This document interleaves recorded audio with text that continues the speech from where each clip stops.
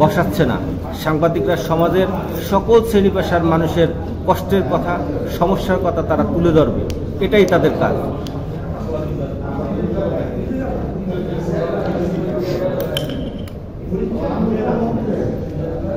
আমি হয়তো অনেক কথা বেশি বলে ফেলছি, তো যেই কথাটি মুখ্য বিষয় সেটি হচ্ছে আমাদেরকে আমাদের নিরাপত্তার জায়গা, আমাদের সুরক্ষার জায়গা, আমাদের বেঁচে থাকার যে শক্তি, আমাদের বেঁচে থাকার শক্তি এটি আমাদের দ্বারাই সৃষ্টি করতে হবে।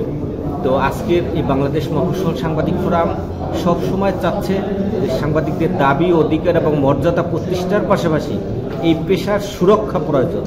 এই সুরক্ষার জন্য আমরা দেশব্যাপী আমরা কথা বলে যাচ্ছি। আমরা সরকার, রাষ্ট্রের কাছে আমাদের সার্বক্ষণিক যে দাবি সেটা হচ্ছে সাংবাদিকদের সুরক্ষা প্রদান করা হোক। সাংবাদিকদের সুরক্ষা প্রদানের মধ্য থেকে এই সমাজ থেকে দুর্নীতি, অন্যায় এবং অনিয়মের মতো যে একটি করাল গ্রাস, সেটি থেকে এই দেশ মুক্ত হবে। সাংবাদিকদেরকে যদি কথা বলার স্বাধীনতা দেওয়া হয়, অর্থাৎ লেখনীর স্বাধীনতা দেওয়া হয়, তাহলে এই দেশ থেকে দুর্নীতিবাজরা নিপাত যাবে, এই দেশ থেকে সন্ত্রাস নিপাত যাবে।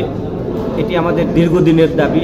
এটি বর্তমান সরকারের যে উপদেষ্টা পরিষদ, অন্তর্বর্তীকালীন সরকারের উপদেষ্টা পরিষদ যারা আজকে দেশ পরিচালনায় রয়েছেন, তাদের কাছে আমাদের বিনীত আহ্বান থাকবে যে আপনারা সাংবাদিকদের যে দাবিগুলো, এই দাবিগুলো আপনারা শুনুন, সাংবাদিকদের সাথে বসুন, সাংবাদিকদের কী কী প্রয়োজন এই বিষয়গুলো নিয়ে আপনারা কথা বলুন।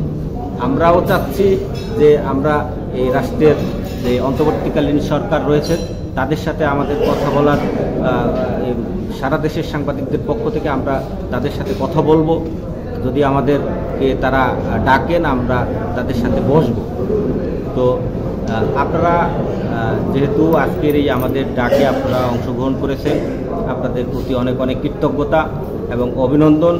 আজকের আমরা চাচ্ছি যে ঢাকা মহানগর উত্তরের একটি সংক্ষিপ্ত আমরা একটা কমিটি গঠন করতে চাই, যে কমিটির সদস্যরা সাংবাদিকদের দাবি দেওয়া, অধিকার এবং মর্যাদা রক্ষার যে আন্দোলন আমাদের 14 দফা, এই 14 দফার দাবিকে যারা বেগবান করে নিয়ে যাবার দৃঢ় প্রত্যয় রয়েছে, এই প্রত্যয়ে নিয়ে আপনারা এগিয়ে যাবেন। এই এগিয়ে যাওয়ার মধ্য থেকে আমরা একটি সুন্দর জাতি, এই গণমাধ্যমের মাঝে যে নানা ধরনের বিশৃঙ্খলা, এই বিশৃঙ্খলা থেকে আমরা মুক্ত হওয়ার জন্য আমাদের অনেক কথা, অনেক কাজ রয়েছে।